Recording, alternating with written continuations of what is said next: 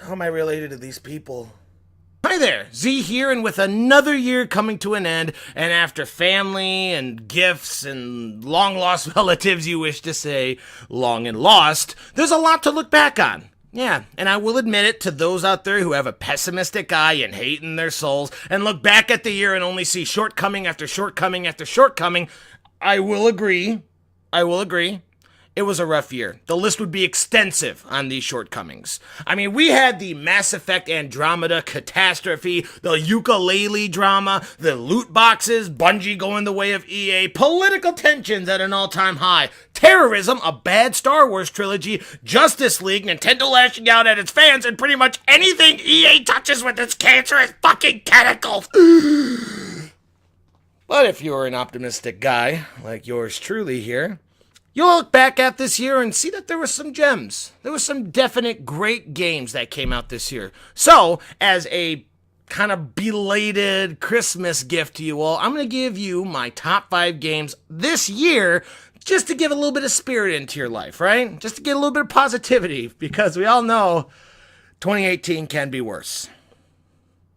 And it's probably going to be worse. Number 5, South Park, Fractured But Whole. This game is actually a game I was going to do a review on, but the more and more I played it, the quicker I realized I could just make a list outlining if you should buy this game with such things as, number 1, do you like your video game experiences to have 60% fart jokes? Number 2, do you like South Park? And number 3, do you like edgelord humor sprinkled with, admittedly, some very clever and funny lines, plot twists, and weird-ass finisher moves? If you said yes to any of the things above, you'll probably want this game. It's as simple as that. I really can't go too much into this. This seemed like a much longer episode of South Park, which is completely fine. I am a huge fan of the show, and even though recently I kind of thought that it's gone off the rails when it introduced social justice and brought way too much politics into the show, but hey, I still watch it. I still enjoy it. I like the writings. I like the characters. I like everything about it. And if you have the same sense of humor that I do, I'm sure you'll enjoy this game as well. But unfortunately for this game, it feels like the gameplay and the unique RPG elements were just window dressing to the entertaining story around it.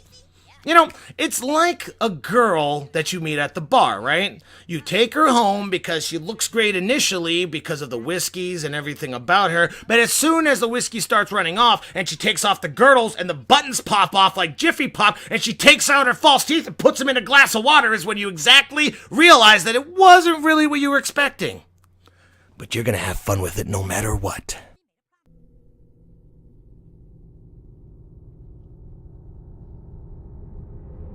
Number 4, Little Nightmares.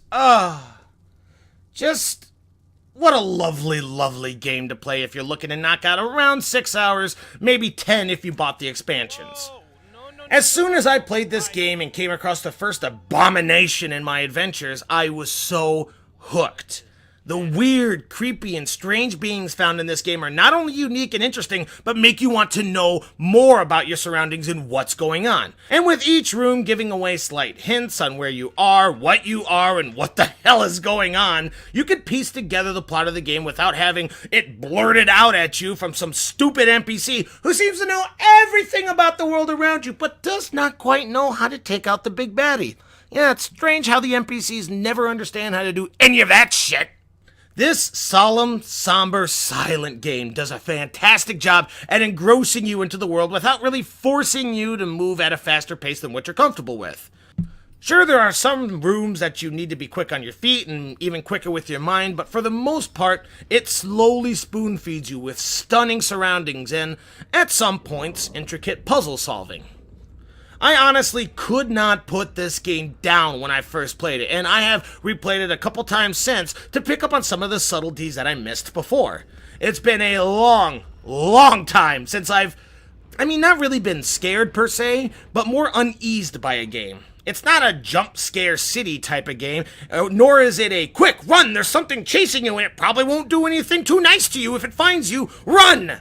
It's sort of a, look at this world and start feeling depressed. Feel the heavy nature around you, everything hates you, nobody wants you alive, no one ever fucking wanted you alive. Remember, everything wants to kill you. Kind of game. Or as I like to call it, my inner thoughts. Number 3, Mario Odyssey. Yeah, who would have seen this coming? Nintendo making another great Mario game. Yeah. I could just, for this part of the list, I could have just put a who would have seen this coming, followed by a man shrugging and a copyright strike symbol overlaid onto his face. But honestly, it's a great game. It really is. I was going to put both Zelda Breath of the Wild and Mario Odyssey into this, but with how dickish Nintendo has been, I thought I'd just pick the better of the two and put that one in here. But leaving out how much of a gaping asshole Nintendo has been this year, there's still a company that admittedly focuses all their time on making sure their games are fun. They don't overcomplicate things, they don't want their system to be a micromanaging video game, social media, YouTube-read, corporate porn-viewing, multitasking gaming console. They want their system to work, they want to make their games lighthearted and fun and addicting, and they do that in spades with this Mario game. It's very reminiscent of Mario 64 and Super Mario Sunshine, like they promised actually before the game even came out. But instead of grabbing stars and sprites, you grab a multitude of moons to power up your ship to go to all the other levels. And throughout each level, you come across mini-games, interesting characters, unique level designs. That is, the levels outside of the Fire World, Ice World, Grass World, etc., and just an overall fun time. But I'm still mad at Nintendo for being a prolapsed anus, so moving on. No more compliments for Nintendo. Nintendo, you can leave my channel right now. Get the fuck out of here. Number 2, Cuphead, and here we come to the underdog of the list. Cuphead, created by a small team of creative and very talented people who quit their jobs, remortgaged their houses, and spent over 4 years perfecting this fantastic game that I am convinced gave at least a handful of people heart attacks and frustration.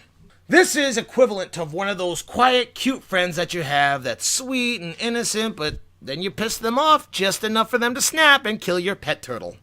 Don't let the colorful 1930s theme fool you. This game is out for blood, and it won't stop until you rage quit or you die.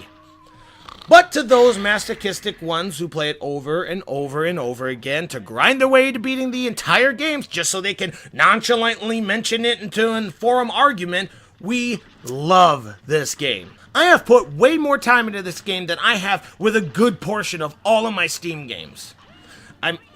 I mean, to be fair, most of my Steam games aren't even installed yet, but that's really beside the point. But through all the interesting bosses, the superb drawings, and the multitude of power-ups that you could unlock, this game has cemented me as a fan for the foreseeable future.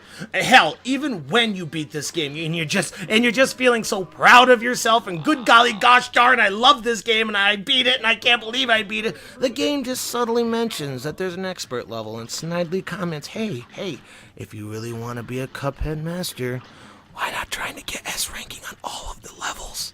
Oh, you don't know what S ranking is, huh? Well then, you must play it on expert, you must not get hit, not even once. Evenly switch between your two weapons, do 6 parries while increased bullshit is coming at you, and you have to do it in a certain amount of time. Go ahead and try that. Why don't you go ahead and try that for me, and when you finally get your stroke, you can send us a letter.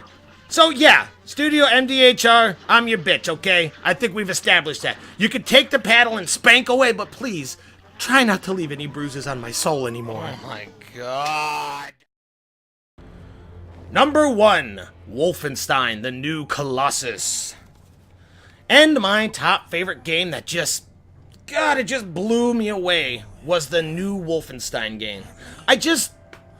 I can't explain why I like it so much. Like, obviously, slitting Nazi throats is satisfying. Everyone believes in that. But in addition to that, you can also dual-wield weapons and go on a killing rampage. There are interesting levels, ranging from an underground base at Area 51 to a Nazi base on the fucking surface of Venus. There are interesting plots, including how BJ became such a cold-hearted killer, stemming from an abusive childhood, to him auditioning for a part in a movie in front of Adolf Hitler himself. There's massive explosions, bang-bang shooting gunfights, and mech robots to take down, not to mention a half-naked pregnant woman covered in Nazi blood, double-fisting automatic guns and shooting at a mechanical cat. What more do you want from this game?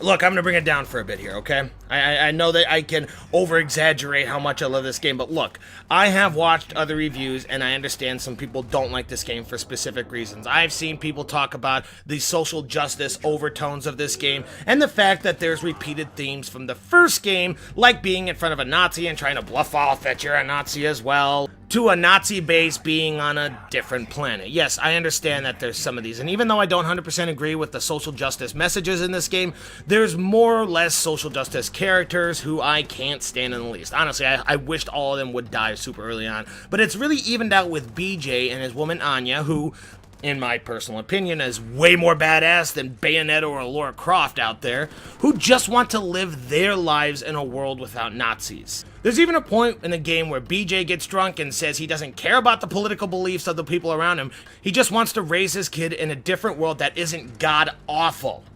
And the end of the game was so great. I never really cared about any other AAA shooter character's arc more than these two people. Anya and BJ are just fantastic to go through. All the other people who interact with BJ are just different people with different personal beliefs coming together to fuck some Nazi asshole. And yeah, they are guilty of reusing previous themes and plot devices, but they have a shit ton of new things in here as well. Where else would you see a senile Adolf Hitler pissing into a cup of ice and then 20 minutes later shooting up the Senate building that's run by a bunch of Nazis? You can't. There's so much interesting stuff and fun stuff in this game, I can't help it. I can't help but make it my number one. I could do a video just on this game and it would easily be over 45 minutes because I could just talk forever about this game. It's not perfect, but it's pretty fucking close. So yeah, that's, yeah, and then, there's that, which, there's no words. The only thing I could say is, I didn't know that there was a kink fetish like this. Oh boy!